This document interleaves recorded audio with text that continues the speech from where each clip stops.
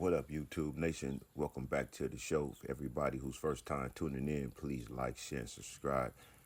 As y'all can see from the picture, I lost another loved one. This is sad, man. Is because this is one that I come up with. Once another one that I come up with, should I say? But me and Termite got a long history. We go way back before we was even from Raymond, and I want to give y'all a little insight and share this with y'all. A little something about my homeboy, Termite Loc, Raymond Avenue Crib, rest in peace. I first met Termite back in the 70s when we was kids. Like I told y'all before, I grew up, well, I didn't grow up, but I lived in Nine Deuce Bishop Hood on Bandera. My cousin's OG Cato from Nine Deuce Bishop, rest in peace, and his brother Chubbs. Actually, that was my auntie Shirley house, but mom's name was, when I was a kid, we stayed there. So when I stayed there, I go down the street and play with these other kids who just happened to be Arnold and Riri. They stayed right there on Bandera behind that church right there in the alley. There'll just be a little pink house right there. So I knew them way back then, and they brother Lowdown and Derek and their sister Dina. So I've been knowing Arnold for a long ass time. And man, Riri, rest in peace, which is Rico. So it's a trip, right? Because at another time in my life, I lived in the hood in the 12 O's. I lived on Berendo. I went to West Afton's Elementary School right there on 120th. When I stayed over there, I ran across Arnold and Riri at Keller Park, and it was a trip because, you're a kid, you like remember, damn, didn't I know y'all from over here on the east side on Bandera? But at this time, we still wasn't gang banging. We was just still, just kids coming up in the area. But they had family that stayed over there, so he always had a connection to the hood. As we got older, we became from Raymond. We ran across each other at hood shit, and it was a trip to be like, oh damn, what's up? You from Raymond? I'm from Raymond too. So it's like, okay, he from 120 and I'm from 10 Deuce. So it was like him and Rico, we just always had a tight bond. Then as years went on,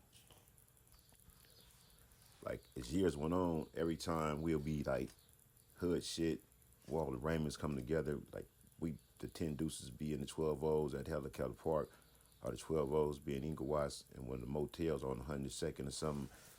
We always we always fucked around with each other. We always was tight. We always was back and forth. So we some of the ones who had the strong connection between 10 Deuce and 120 as far as homies that was like really function with each other real tight.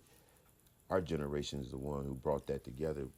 Actually, Termite being the first 120 to put tattoo on his arm, 120 10 Deuce, then me being the second tattoo 120 10 Deuce.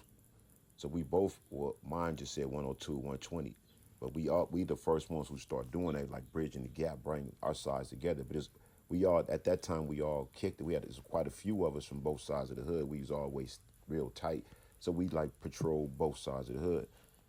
But yeah, as Termite went on, Termite went to YA. He was in YTS for a while, and Rico was out here. So my name was Rico, rest in peace. We fucking around. Termite get out. He get into some more shit. Go back. I go back. Man, just distance in between us.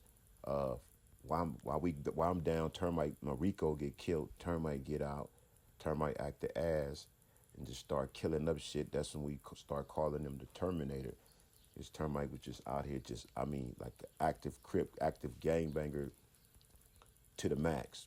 Just like really terrorizing serious shit. Termite Loc from Raymond was all on all the walls in town. He was like really gangbanging.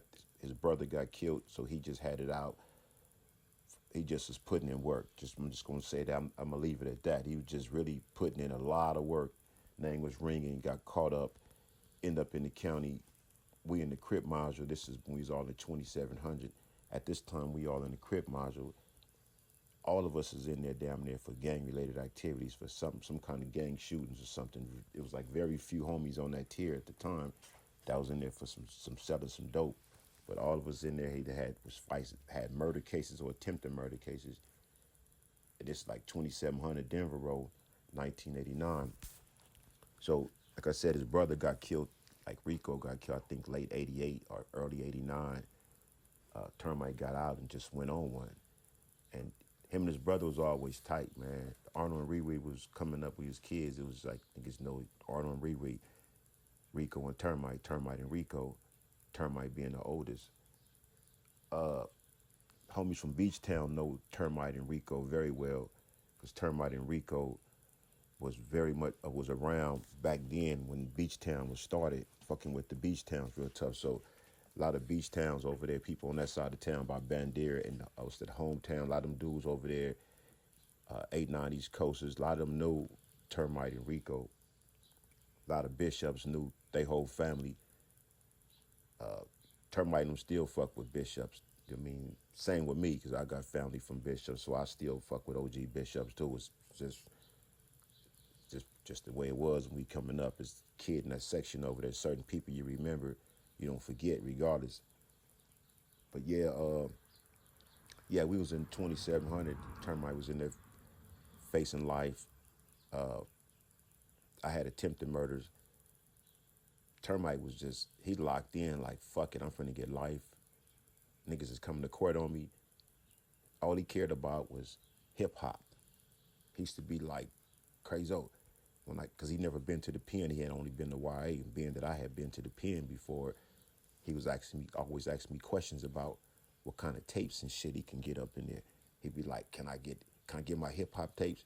Can I get a lot of tapes? He's like, yeah. So that's all he cared about. He's like, fuck it, I'm about to get 27 to life. Fuck it. It is what it is. Raymond Ave. Fuck it, cuz Crip. That was his mentality. And he was just like, he just ready to go to the pen. He just really didn't care. But he came up out of it and didn't get life on that murder that he had. And he had another case, so he went and did about shit. I don't even know. He got out before me, but he did his time. And while he was in there, Termite was active. See, Termite is like I speak on a lot. Sometimes, most of the time, y'all hear a lot of these people that talk a lot of tough shit. Like, okay, it was this type of killer. They didn't put in all this work on the streets, but then in prison they was quiet. They never been, just they wasn't as active in prison. They got to prison and just got cool and just chilled out and didn't do nothing. But Termite is the example of what I be speaking on. Somebody that was active on the streets and very active in prison as well. Termite was a low. So while he was in prison doing all this time, Termite the Loc, aka Terminator, became Haki. He became real conscious, black conscious.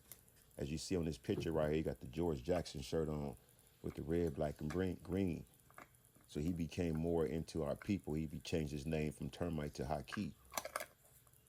And it's kind of just like, once he came home as Haki, he was all down with the Black Revolution movement. Deep, heavy in the shit, like listen to Mos Def, Talib Kweli, lot of real hip hop. He was big on real hip hop, shit like that. And we get on the phone, we talk about that shit. I fuck with that too.